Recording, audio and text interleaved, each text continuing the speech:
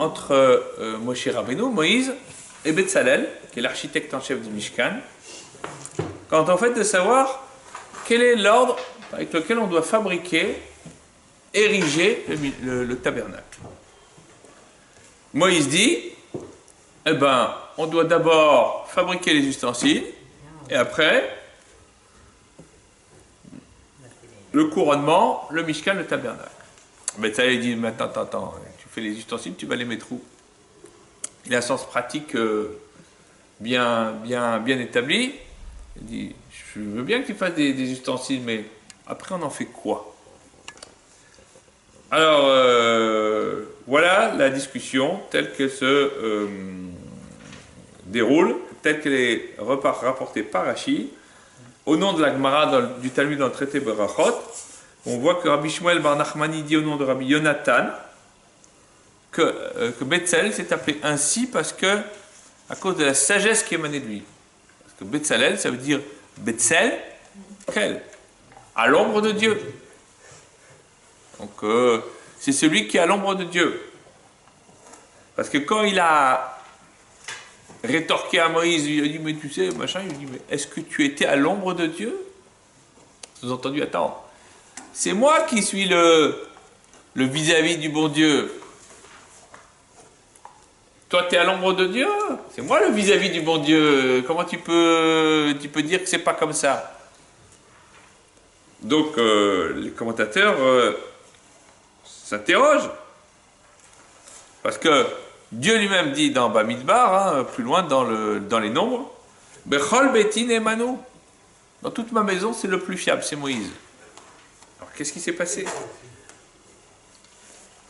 Et c'est quand même curieux, parce que Dieu dit à Betzalel,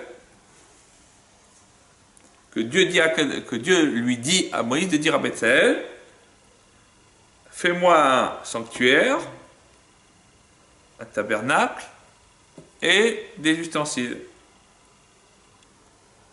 Et à la place, qu'est-ce que dit Moïse? Fabrique un sanctuaire, non, oui, un sanctuaire, le Aaron c'est l'arche, les ustensiles, et ensuite le sanctuaire, le Mishkan, le tabernacle. Curieux. Comment on peut dire que Moïse, il va inverser les ordres de Dieu? Il y a quelque chose qui cloche, manifestement. Alors, on va essayer de comprendre de quoi il en ressort. Les Tosafis, d'ailleurs, sur ce passage du Talmud, disent que, justement, il y a un autre problème. C'est que dans la paracha Teruma, Dieu a d'abord dit à Moïse de faire les ustensiles avant de faire le Mishkan, le tabernacle. Et dans Kitissa, c'est l'ordre inverse. D'abord le Mishkan, d'abord les ustensiles, d'abord le Mishkan, et ensuite les Kelim, les ustensiles. Donc dans la Torah elle-même, les Tosfot font remarquer qu'il y a une contradiction. On ne sait pas à quel sens se vouer. Alors, le Ibn Yaakov répond à cette problématique de la manière suivante. Puisqu'on enseigne dans le Talmud, dans le traité Menachot, qui parle donc des offrandes du temple, il dit Rabbi Yossi ben Rabbi Yehuda enseigne qu'il y avait un Aaron, une arche de feu, et une table de feu, et une menorah, un chandelier de feu, qui sont descendus du ciel, et ils ont servi de modèle à Moshe, à Moïse, pour qu'il puisse, grâce à ça, s'en inspirer. Donc ça a été la mesure étalon. D'ailleurs, c'est ce qui est dit dans la Torah,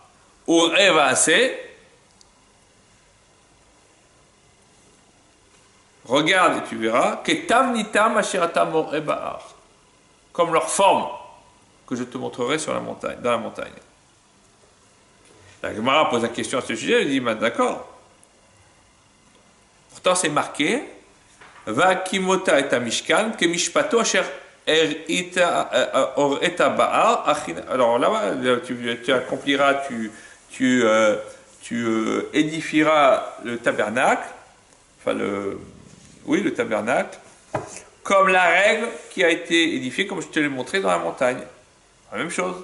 La réponse Rashi, en vérité, c'est que les ustensiles, on a montré leur forme, tavnitam.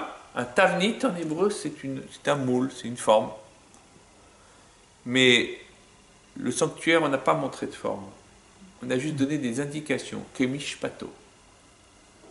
Il n'y a pas eu un sanctuaire de feu qui est apparu dans le ciel et que Moïse a pu voir et dont il a pu s'inspirer. Il n'a vu comme forme avérée, filmée, que les ustensiles. Alors, c'est quand même un peu curieux, parce que on voit donc de là que il n'y a pas eu de sanctuaire en forme de feu qui est descendu du ciel, et malgré tout, Moïse il a fait le Mishkan comme il fallait, il a bien construit, il n'y a pas eu de problème. Le Zohar répond de la manière suivante. Et que Dieu ne pouvait pas montrer un Mishkan de feu tant que le Mishkan n'était pas établi sur la terre.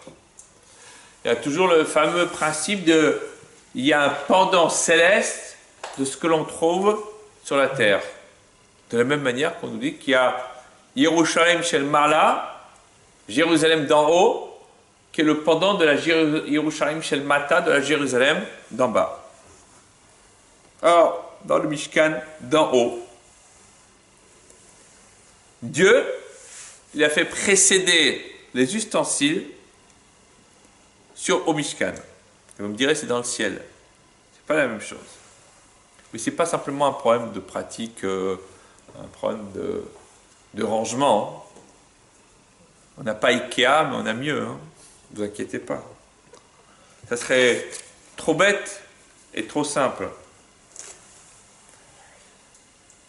Parce que l'idée est la suivante. Moïse l'a entendu dans la paracha de Teruma, et il a dit à Betzalel, tu vas faire l'arche, les ustensiles, et ensuite le tabernacle. Alors, et après, dans Kitissa, il a entendu exactement l'inverse. Alors, c'est quoi la problématique?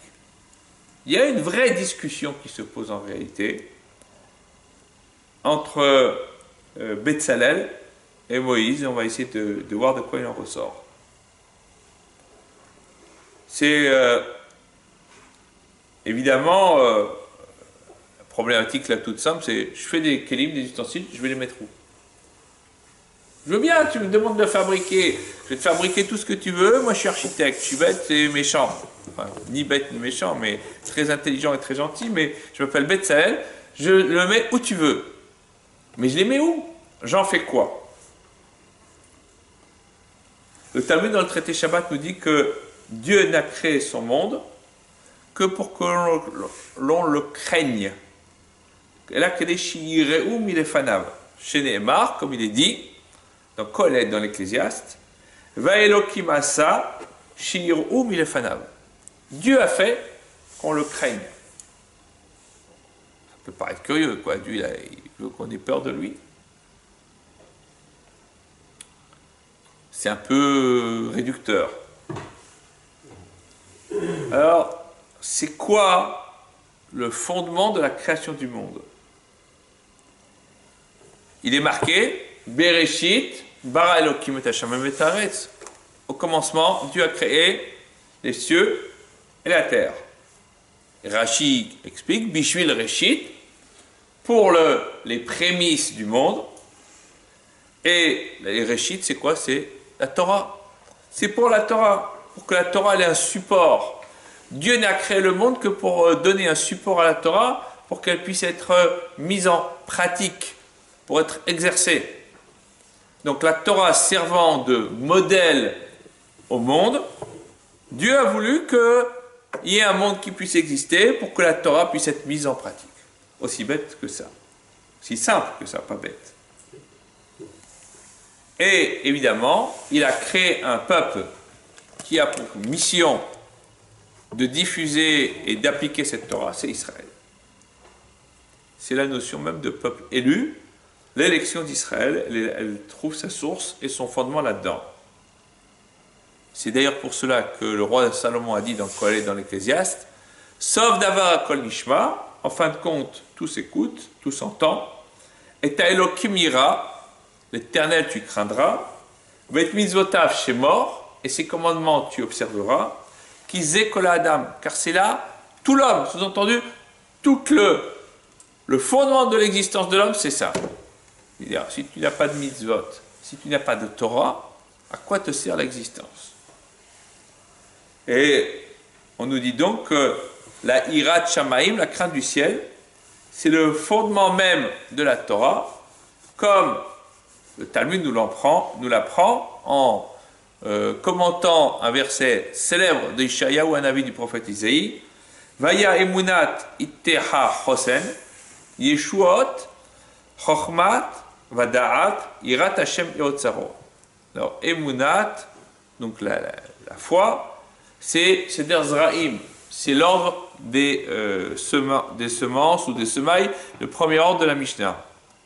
Itteha, ce sont tes moments, c'est moed, ce sont les fêtes qui reviennent de manière régulière, le second ordre de la Mishnah. Chosen, c'est Nashim, c'est l'ordre matrimonial, tout ce qui concerne les règles matrimoniales. Yeshuot, donc les délivrances, Nezikin, tout ce qui concerne les dégâts que l'on peut infliger à autrui, les relations avec les autres. Chochmat, c'est Kadashim, la sagesse, c'est tout ce qui concerne le sacré au temple. Vedaat, c'est Ta'arot, c'est tout ce qui concerne les règles de purification, là aussi en rapport direct avec le temple.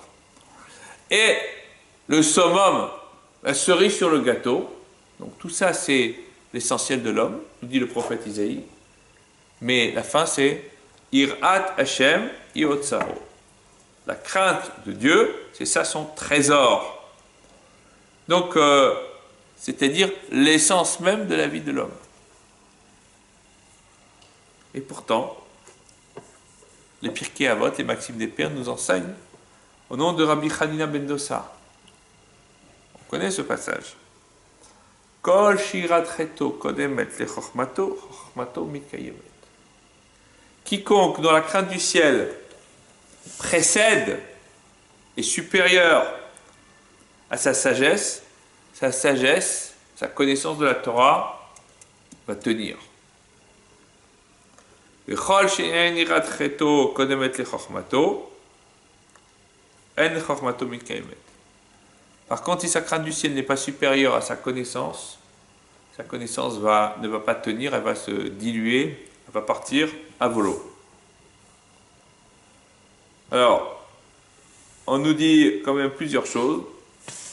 C'est Irat chet'o, la peur de sa faute, Chochmato, sa sagesse.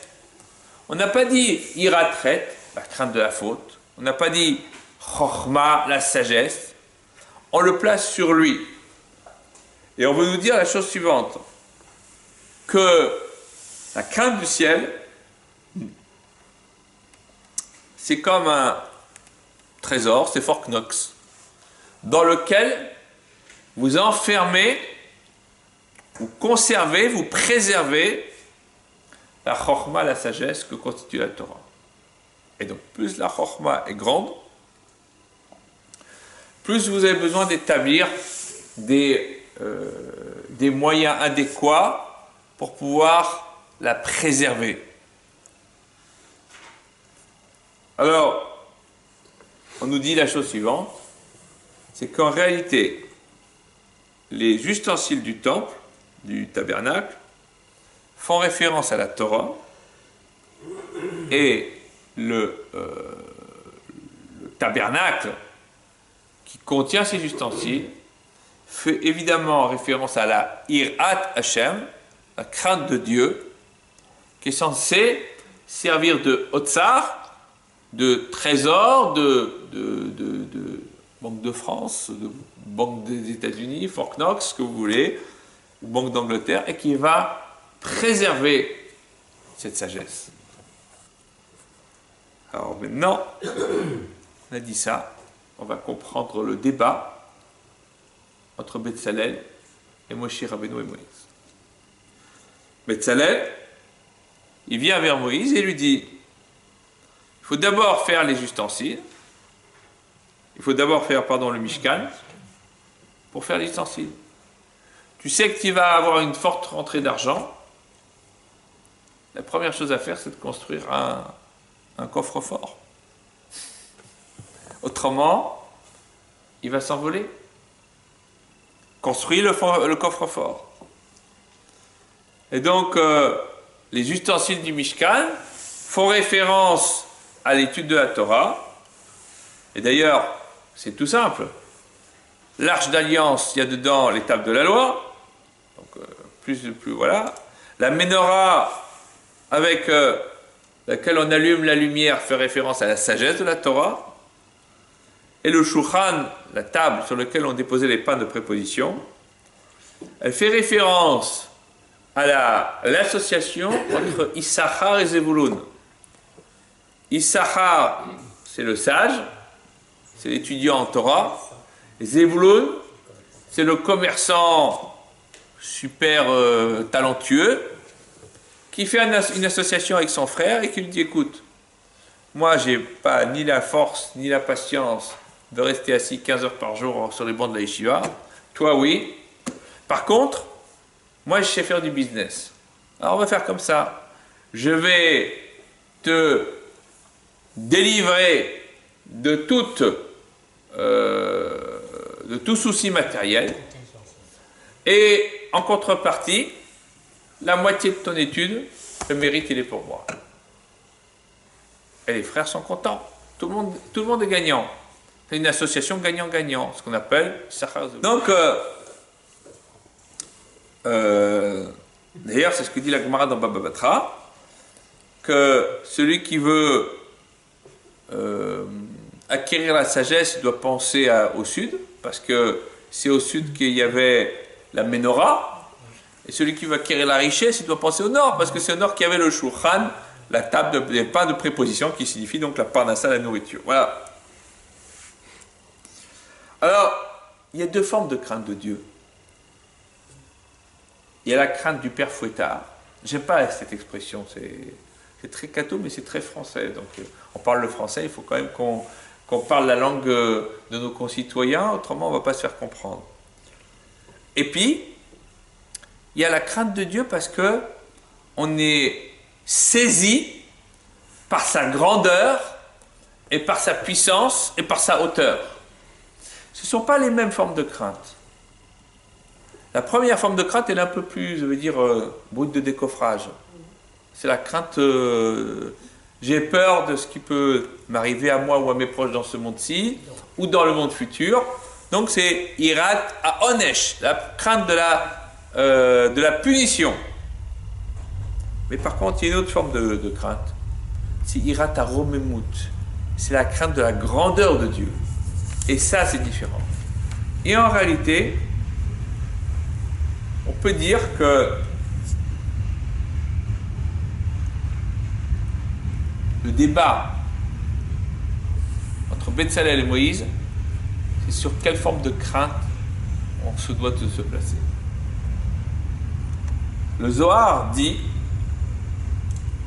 à ce sujet ce que je vous ai dit, qu'il y a ces deux formes de crainte, et que en réalité, c'est ce que dit Rabbi Lazar ben Azaria, Imen Chochma en ira. S'il n'y a pas de sagesse, il n'y a pas de crainte. Mais il dit aussi, Imen ira, en chokhma. S'il n'y a pas de crainte, il n'y a pas de sagesse. C'est un peu le chat qui se mord la queue. Alors, il faut bien commencer par quelque chose. On va dire, tu vas acquérir un peu de Torah. Et cette Torah, elle ne doit pas être acquise comme une forme de savoir, de science, mais au contraire comme une manière de te perfectionner et d'avancer dans ton comportement personnel vis-à-vis de l'autre et vis-à-vis de Dieu. Et donc, ce n'est pas une science brute qui n'est là que pour acquérir du savoir et pour le plaisir intellectuel que peut procurer l'acquisition du savoir. Maintenant, si on est bouché, évidemment, ça ne peut pas marcher. Bon, et c'est là-dessus que justement le débat arrive. C'est que dans le Talmud, dans le traité Brachot, Rabbi Hanina a dit Akol bidei shamaim, chutz meirat shamaim. Tout est entre les mains du ciel, sauf, comment? La crainte du ciel. La crainte du ciel, ça, c'est toi qui l'acquiers. Dieu, il ne peut pas te mettre. Il peut te faire aller à droite, il peut te faire aller à gauche, il peut changer ta vie, on va dire, matériellement, te faire réussir ou à Dieu ne plaise échouer dans ton business, mais la crainte du ciel, c'est toi qui vas la développer tout seul. Et c'est d'ailleurs ce que dit le texte de la Torah, dans Devarim, dans le dernier livre. Va'ata Israël, et maintenant Israël, Ma Hashem Elokecha Shoal Meimach, qu'est-ce que l'Éternel ton Dieu te demande? Qui im leira, si ce n'est la crainte. Dieu il a une seule chose à te demander, la crainte, le reste il s'en occupe. Si tu crains Dieu, tout ira bien. Maintenant, quelle crainte de Dieu? On peut avoir une crainte qui nous saisisse, qui nous paralyse, qui nous tétanise et qui nous empêche d'avancer. C'est sûr que ce n'est pas ça dont Dieu parle. Hein? Donc on a besoin d'autre chose. Et d'ailleurs, la Gemara pose la question. Elle dit Hatu irat shamayim il dit quoi? La crainte du ciel, c'est un petit truc, quoi. C'est tout ce que Dieu te demande. Ah, c'est super. Je ai la crainte du ciel, c'est bon, tout va marcher comme sur des roulettes. On est parti pour aller jusqu'à Tombouctou tout seul, comme ça. Non, c'est pas comme ça. Va'amar Rabbi Chanina mishum Rabbi Shimon bar Yochai. Pourtant, Rabbi Chanina a dit au nom de Rabbi Shimon bar Yochai En lo lakadosh baruch hu bebet gnazav ela otsar sheirat shamayim. Dieu, il n'a dans ses trésors, dans ses bet gnazav, c'est un. Ouais, c'est trésor. Et là, otsar, c'est aussi un trésor en hébreu, mais ça peut être aussi un recueil ou un agrégat de crainte du ciel. Donc, c'est-à-dire, le plus précieux que Dieu puisse avoir, c'est la crainte du ciel. Et ça, c'est denrée rare. Alors la Gemara répond In legabe Moshe Rabbeinu miltazotartaï. Pour Dieu, Moïse, notre maître, c'est un petit truc. Donc, pour lui, c'est en bas de l'échelle. Parce qu'il est tellement haut que pour lui, c'est très bas. Pour nous, c'est très très haut. Et donc, il faut comprendre maintenant que Moïse, il a finalement compris comme Betzalel que le Mishkan, le tabernacle qui entoure les ustensiles, fait référence à la crainte du ciel, mais pour lui c'était tellement petit que, évidemment, le plus important, c'est l'acquisition de la Torah, de la compréhension de la Torah, de la sagesse de la Torah. C'est ça l'enjeu pour Moïse. Oui, mais attends, tout le monde n'est pas à ton niveau. Tout le monde n'est pas comme toi, le plus grand des prophètes qu'Israël aura jamais en son sein. Pour monsieur tout le monde, le plus important, c'est de construire la maison et après de rentrer les ustensiles. Et c'est ce qu'on nous dit, Imen Chochma, s'il n'y a pas de sagesse, si tu n'as rien à mettre dans la maison, il n'y a pas de crainte du ciel. Il faut que tu acquières de la Torah pour pouvoir, grâce à ça, acquérir de la crainte du ciel. C'est un peu ce que disent d'ailleurs les Chachamim, les sages, en disant En amaret chassid. Si tu n'as jamais étudié, tu ne pourras jamais devenir un pieux, un chassid. La chassidoute, c'est ça. C'est la connaissance qui nous permet de nous améliorer dans le service divin. C'est ça la vraie chassidoute. Et c'est d'ailleurs ce que l'on dit. La hirat chet, la crainte du ciel, qui précède la chokhma, la sagesse, c'est ce que dit Betzalel à Moïse, les ustensiles que je fais, où est-ce que je vais les rentrer? J'ai besoin d'avoir un endroit où les rentrer. Alors il dit, ah, mais Betzalel, elle, c'était à l'ombre de Dieu.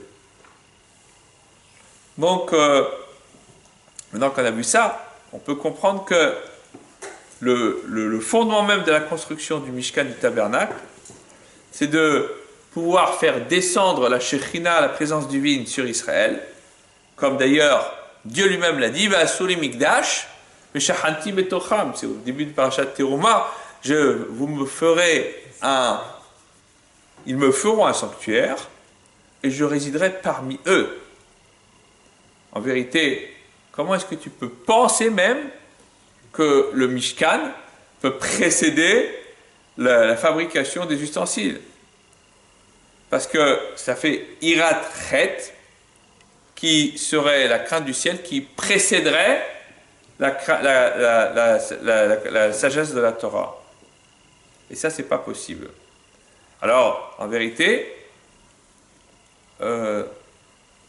d'où est-ce que l'on sait que Israël, le peuple juif, on dirait aujourd'hui, a retiré du Mishkan Irat Aromemut, la crainte de la grandeur divine, qui est vraiment le nec plus ultra de la crainte de Dieu.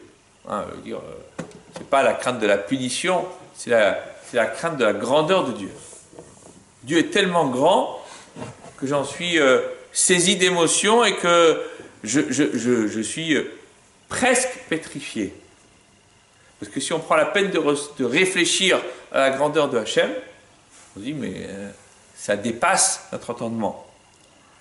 Et c'est ce que l'on voit dans plusieurs versets, que le Beth Amikdash, le sanctuaire d'en haut, il est en relation avec le sanctuaire d'en bas. Le fameux épisode, Parashat Vayetze, où Jacob, s'enfuyant des fourches codines de son frère Ésaü, eh bien, se repose sur le mont Moria, et quand il réalise que c'est là que se situe le lieu du sacrifice, de la ligature de son père Isaac, que c'est là que Abraham a prié, le verset nous dit, Vaïra, et il a peur, dans le sens, il a eu la crainte du ciel. Il dit, waouh! Vaïomar, et il a dit, Manora amakom azé, qu'il est redoutable ce lieu-là. Enzekim bet Elokim, ce n'est que la maison de Dieu. Vezé Sharashim, c'est la porte des cieux. Ce lieu, il concentre toute la grandeur de Dieu sur terre. C'est un choc terrible pour Jacob et Jacob Avinu.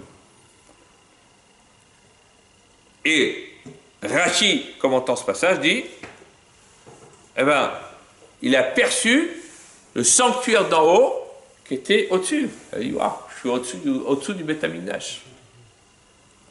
Alors la question qui se pose, d'après cela, alors, dans ce cas-là, le Mishkan, le sanctuaire, qui est donc le Beth Amikdash, le temple d'en bas, qui fait référence à la crainte niveau primaire, c'est-à-dire Hirat Chet, la crainte de la faute, la crainte de la punition, eh bien, il y a le sanctuaire d'en haut, qui lui fait référence à Hirat Aromemut, la crainte du Très-Haut, et qui est placée. Et donc, ça, c'est visible dans le ciel. Donc, en réalité, ce que Moïse a vu, ce qu'il a déclaré, c'est ce qu'il voyait dans le ciel. mais ça ne correspondait pas à la réalité terrestre. Il était déconnecté, il planait, dans le sens beau du terme. Et donc, évidemment, on peut comprendre dans ce cas-là que pour lui, il était plus important de fabriquer d'abord les ustensiles, puisque là-haut, c'était déjà tout était fabriqué. Alors,